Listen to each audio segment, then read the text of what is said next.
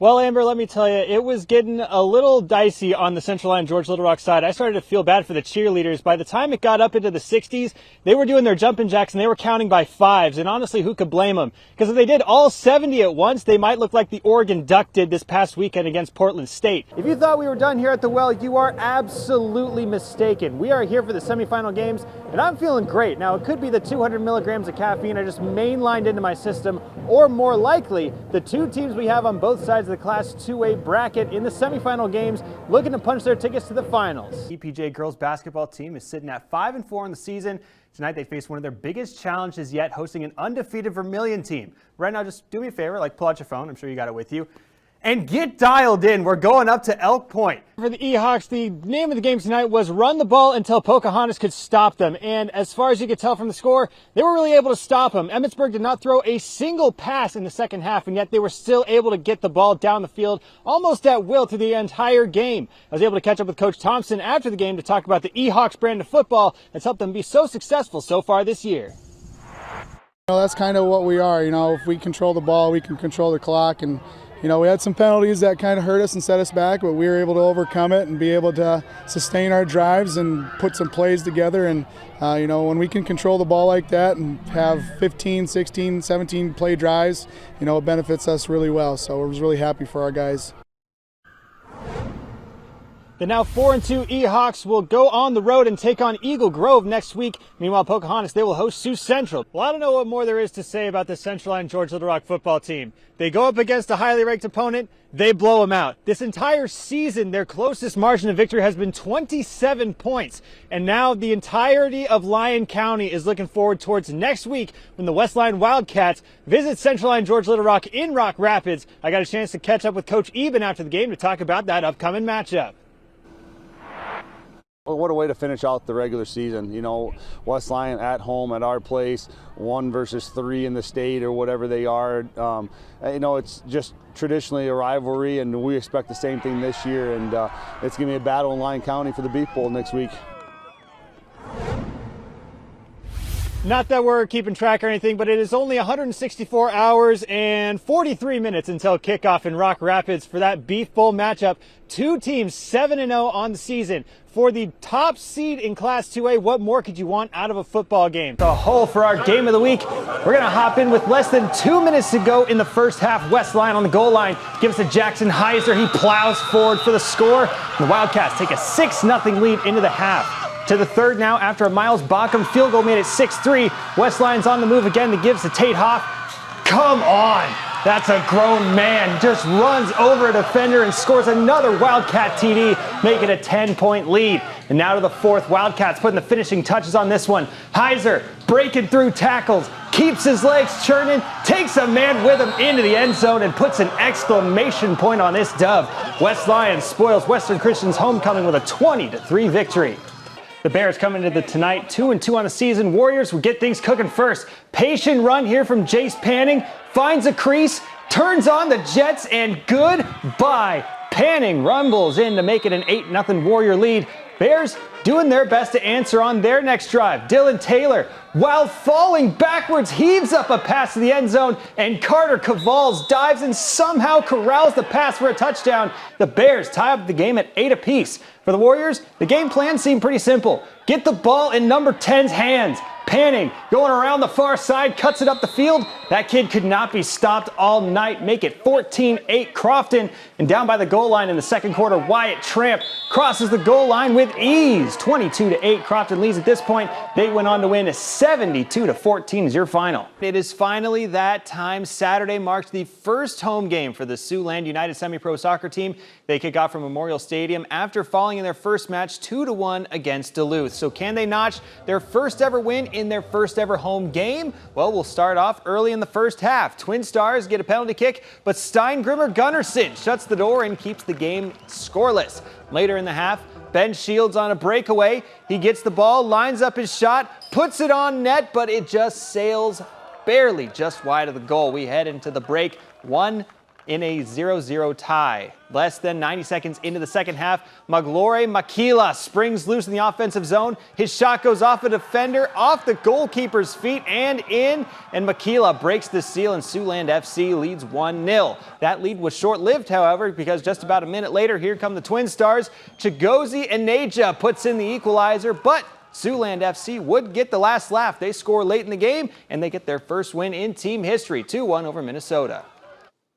The Nebraska Huskers baseball team took down Indiana Saturday afternoon in the Big Ten tournament semifinals to force a decisive Game 2 later that night for the right to go to the Big Ten championship game against the Penn State Nittany Lions. Let's start off in the bottom of the second. Bases juice for Josh Overbeek. He put some juice into this one. It's deep and off the wall. All three base runners come in and score. It's 3-0 Huskers. To the third inning now, and the third home run of the day for Mr. Josh Karen. He puts it into the left field seats, and Karen makes it a 4-1 ball game on a solo shot. He had two in Game 1 earlier in the afternoon, and he notches another one right there. We go now to the fifth. Man on for Gabe Swanson. He turns on the first pitch he sees, sends it into the Nebraska bullpen. The first Husker to record an RBI, not named Josh. Nebraska rolls through Indiana, and they'll face Penn State in the championship game tonight at 2 p.m.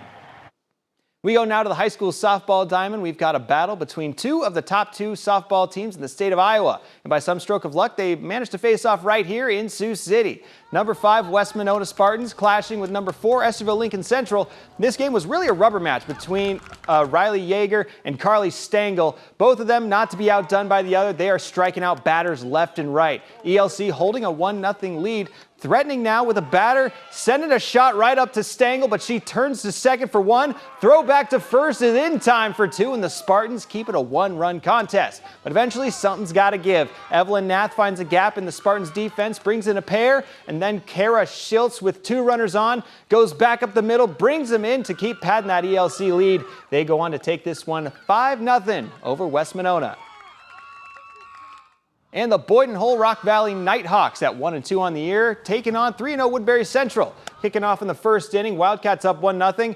Runner on third for Lexi Gilbert. She pokes one over the shortstop and brings in a run. It's now 2-0 in favor of the Wildcats. Still in the first, runner on for Katie Lloyd. She sends a shot to deep center field. It one-hops the wall, and the freshman gets going. She turns on the Jets, hauls around third, and now no throw comes into contest, and Lloyd has an inside the park home run. She's fired up. It's now 4-0 Woodbury Central. BHRV with a response. Kevry Van Kekrix sends a shot up and gets a runner across, but the Wildcats stay undefeated with a 10-6 victory over BHRV. South Sioux City High School hosted an alumni soccer tournament this Labor Day weekend, where men and women who donned the Cardinals red and white back in their high school days got a chance to dust off the cleats and get back on the field. But there's a chance that none of them would even be here if it wasn't for one teacher who stepped up over 25 years ago. Marla Greer was a speech and language pathologist for South Sioux City Middle School and High School in the 1990s. She would also become the high school's first ever soccer coach. In 1996, South Sioux City High School was going to offer a soccer program for the boys, and 2 weeks before the season was to start, nobody would coach it. So I said, oh, no, we have to have soccer. I'll coach. And we were off and kicking after that. Greer would coach the Cardinals for 19 seasons, winning a state title in 2013 and becoming a role model to her players. I was fresh here from California, and I actually got in trouble. I got in a fight, and she got me out of class. And she said, like, hey, I heard that you play soccer, you want to play? I said yes, and I joined practice that night. There were a lot of kids that were in trouble. There were a lot of kids that didn't have home support, parental support, so she decided to take that leadership role. We had a lot of at-risk kids that needed to be involved in school, that really weren't involved, and I was hoping soccer would be the thing that would suck them into school and keep them involved in school. And it worked. And during the tournament, former players awarded her with a Lifetime Achievement Award for all of her work for the program over the years. Just to honor her for what she's done in the community. And so all of the players here kind of came up with, okay, what would be a good award to give her? And we're just kind of throwing out different names. And they said, well, you know what?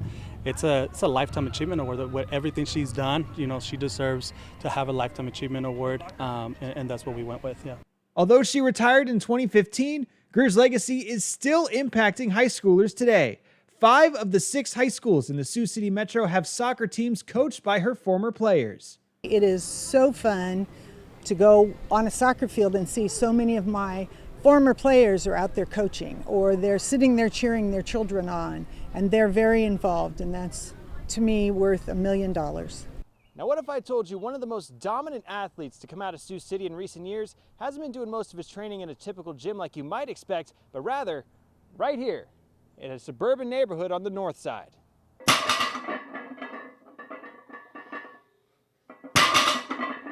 Sioux City native Mitchell Betzworth is heading to Berlin, Germany to represent the United States as a powerlifter in the 2023 Special Olympics World Games.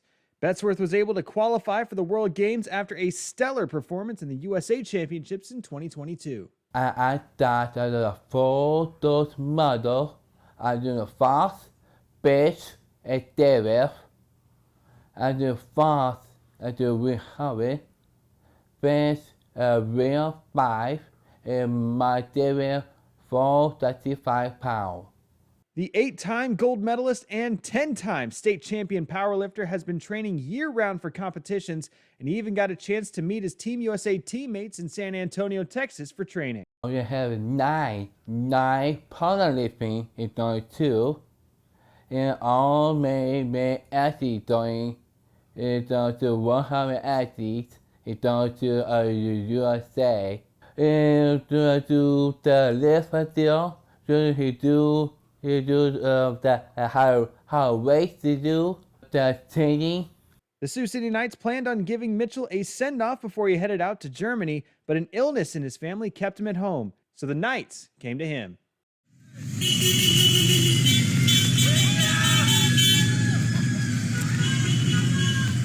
There was probably 50 cars that drove up our cul-de-sac with signs and balloons, honking horns and everything to cheer on Mitch. And we've got a closet full of billboards and signs. The Sioux City community has been wonderful supporting Mitch. The state of Iowa Special Olympics has been wonderful.